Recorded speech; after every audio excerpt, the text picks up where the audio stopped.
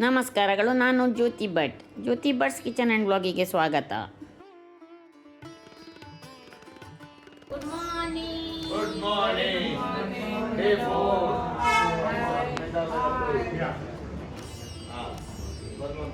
ಅಸ್ಸಾಂ ಮೇಘಾಲಯದ 4ನೇ ದಿನ ನಾವು ಶಿಲಾಂಗಿಂದ ಚೆಕ್ಔಟ್ ಆಗಿ ಕಾಜಿರಂಗದ ಕಡೆಗೆ ಹೋಗುತ್ತಿದ್ದೇವೆ.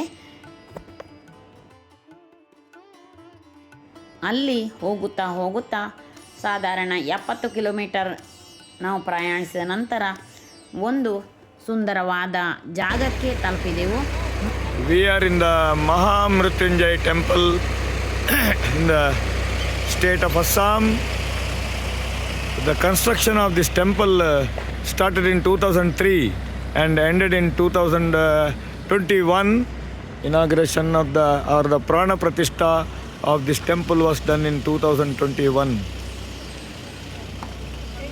This is where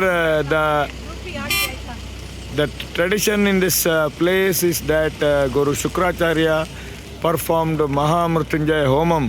The temple was very small, but now it is renovated and built nicely.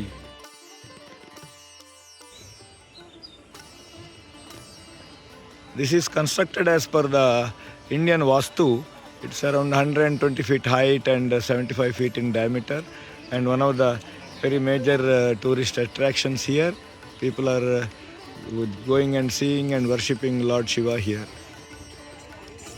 Assam ರಾಜ್ಯದ ನಾಗಾನ್ ಜಿಲ್ಲೆಯಲ್ಲಿ ಇರುವಂತಹ ಈ ಸುಂದರ ವಾಸ್ತುಶಿಲ್ಪದ ಶಿವ ದೇವಾಲಯ ಬಹಳ ಭಕ್ತರನ್ನು ಸೆಳೆಯುತ್ತಿದೆ.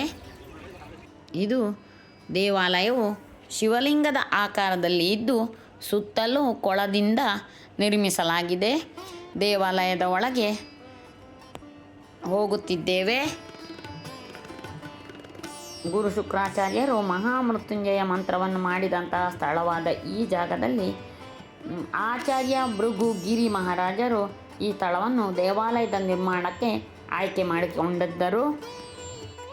ಇದು 2003ರಲ್ಲಿ ಪ್ರಾರಂಭವಾಗಿ ನಂತರ 2021ಕ್ಕೆ ಮುಕ್ತಾಯಗೊಂಡಿತು ಮತ್ತು ಭಕ್ತರಿಗೆ ಇದನ್ನು ನೋಡಲು ಅವಕಾಶ ಕಲ್ಪಿಸಲಾಯಿತು.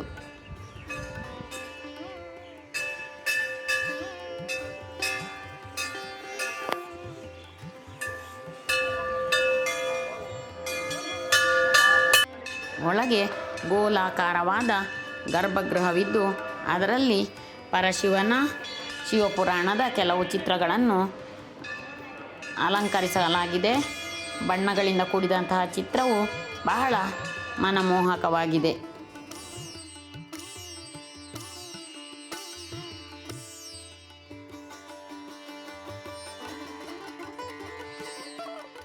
ಮಧ್ಯದಲ್ಲಿ ಶಿವಲಿಂಗವಿದ್ದು ವಿಧ ವಿಧವಾದ ಸೇವೆಗಳಿಗೆ ಅವಕಾಶವಿದೆ.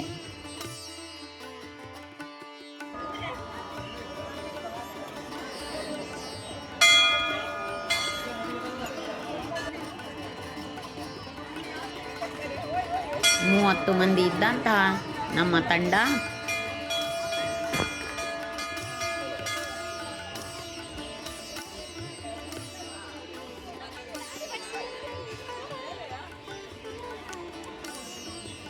ಕಾಜಿರಂಗ ನ್ಯಾಷನಲ್ ಪಾರ್ಕಿನಿಂದ 76 ಕಿಲೋಮೀಟರ್ ದೂರ ಇರುವಂತಹ ಈ ಮಹಾಮೃತ್ಯುಂಜಯ ದೇವಸ್ಥಾನ ನೋಗಾನ್, ಇಲ್ಲಿಗೆ ಹೋಗಲು ನಮಗೆ ಅವಕಾಶ ಸಿಕ್ಕಿದ್ದು ನಮ್ಮ chance. This is the Mahamrutyunjaya temple. We are in front of the temple. Thank you. Keep watching. Will come much more videos. Thank you once again.